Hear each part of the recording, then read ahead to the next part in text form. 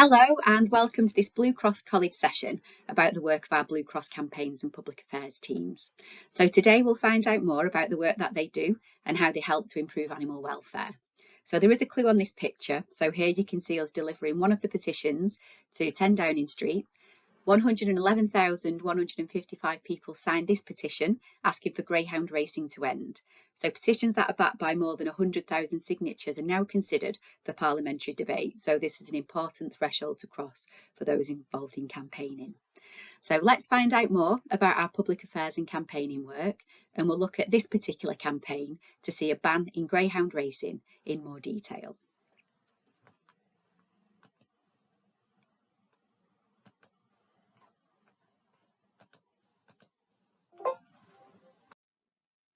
So what do our public affairs teams do?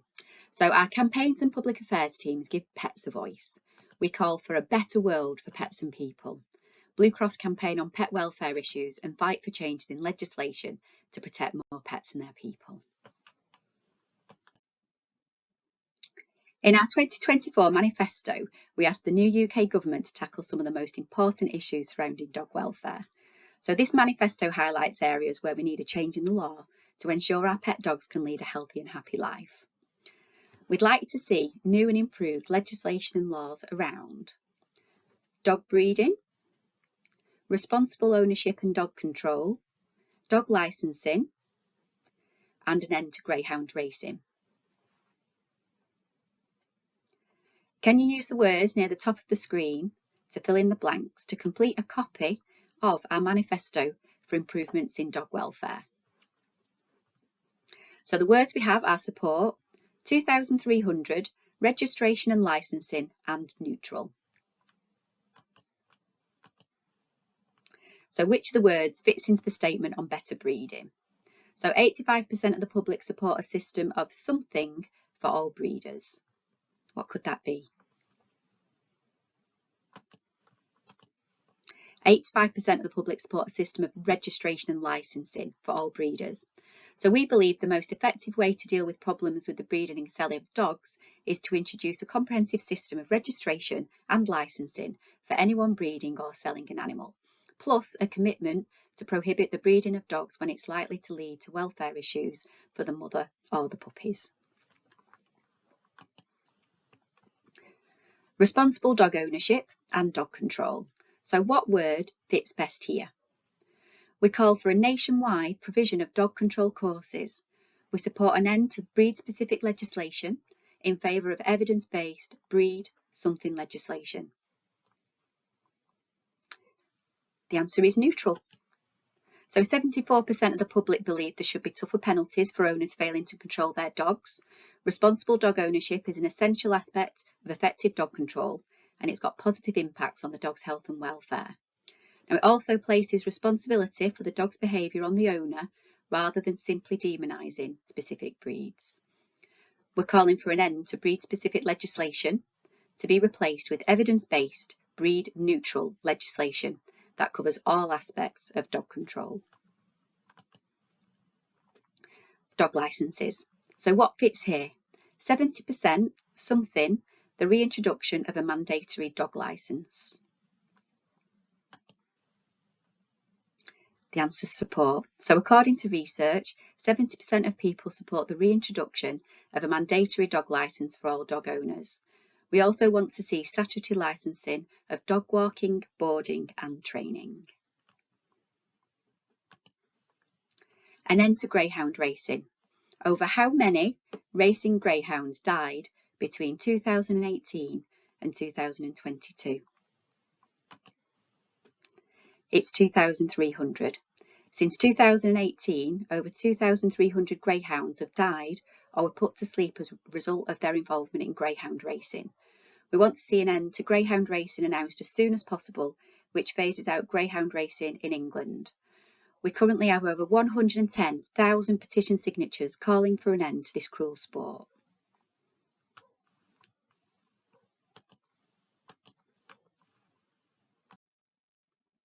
Let's look at this campaign in more detail, ending greyhound racing. So at Blue Cross, we're calling for greyhound racing to come to an end as soon as possible. We've joined forces with our friends at Dogs Trust, RSPCA, Hope Rescue and Greyhound Rescue Wales to make sure that this happens. We currently have over 110,000 petition signatures calling for an end to this cruel sport. So these have been delivered to 10 Downing Street, and we hope that this topic will be debated in Parliament. We think that greyhound racing has got no place in modern society. Animals' lives are not to be gambled. Yet every year there's thousands of dogs involved in the industry, and many of which face a life of uncertainty, injury, and even death in the name of sport, fun, and profit. From the day that they're born to the day that they die, many greyhounds live a miserable existence. Greyhound racing is a danger to the dogs involved, with issues around dog fatalities and injuries, issues with the safety and design of tracks, races going ahead in extreme weather, poor conditions at some trainers' kennels, and the fate of greyhounds which are retired from the sport.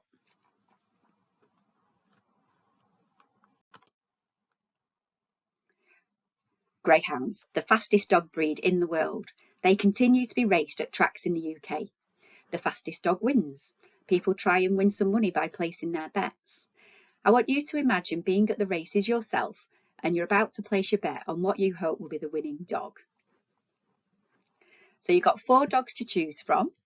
Each have got a maximum score of 30 on their stats, which are made up from their scores for weight, top speed and agility.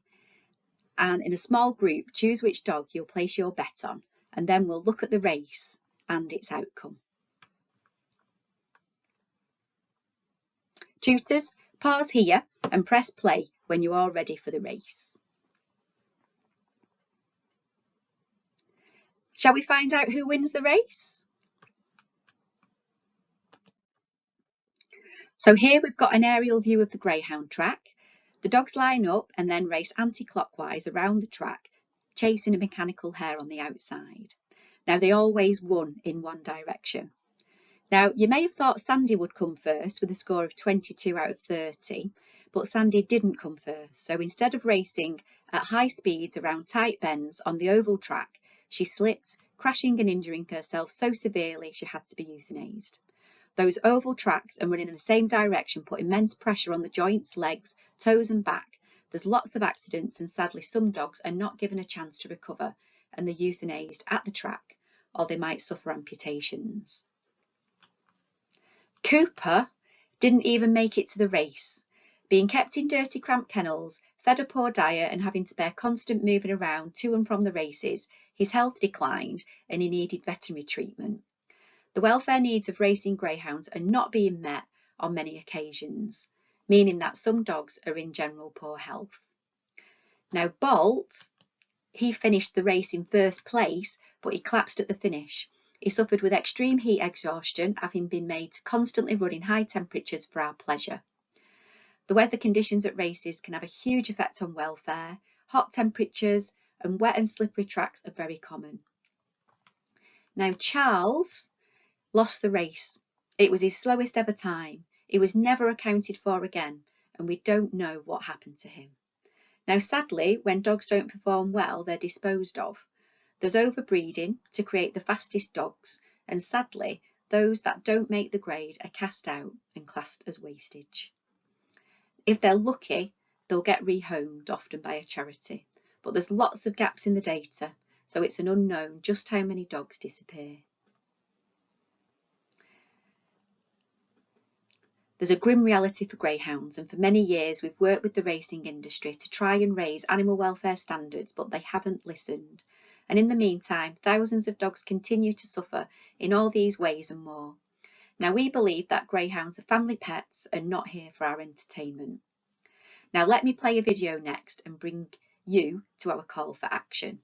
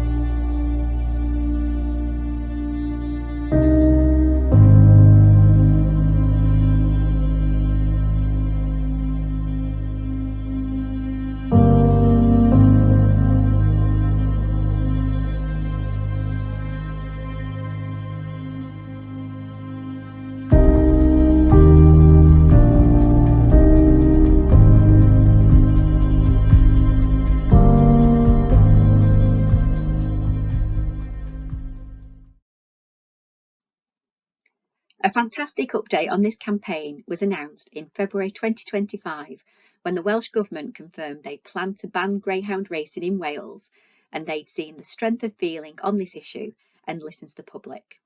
So the Deputy First Minister said, "We are proud to be the first UK nation to do this." Now we need people to keep supporting this campaign so that the other UK nations follow this fantastic lead from Wales.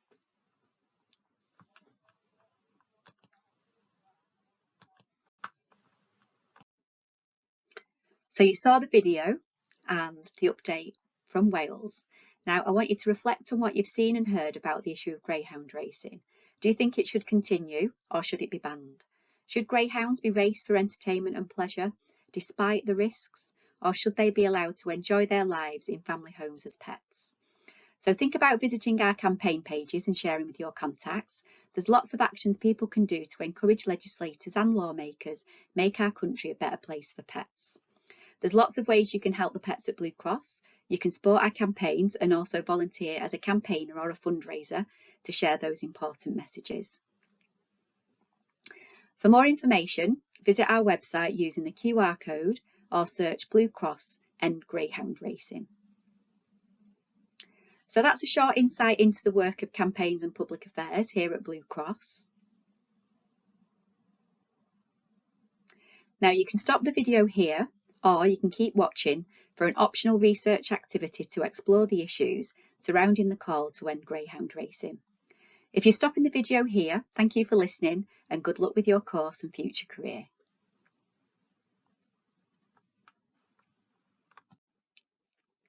This next activity is an optional research task based on our Don't Race Embrace campaign to see an end to greyhound racing. Now on the following pages you'll find some QR codes which link to a range of articles which explore some of the issues. So make notes from the articles and write your own statement giving your thoughts on the argument to ban greyhound racing in the UK.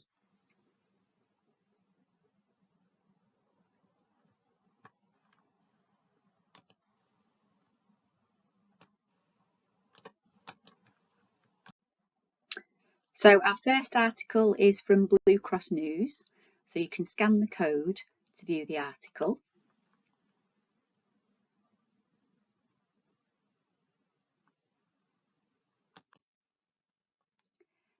The next article is from Nation Cymraeg News, so you can scan the code to view that one.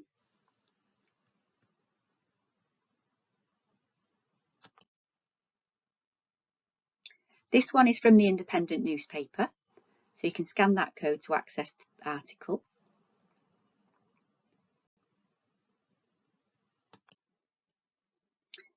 On this last slide, we've got two articles about the Welsh Government announcing a ban in Wales.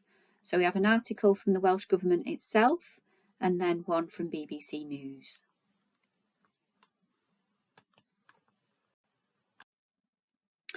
So we use those resources to make notes on the issues around greyhound racing and why some organisations think it should be banned. Then you can write your own statement on the issue. So maybe you are for or against the ban. So share your views. So tutors, can you give your students some time to complete the statement and ask them to present and discuss with the group? You can press pause now.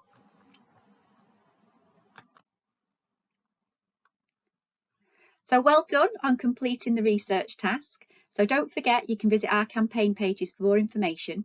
There's lots of ways you can help the pets at Blue Cross. You can also volunteer as a campaigner or a fundraiser and share those important messages. For more information, you can scan the QR code or search Blue Cross campaigns.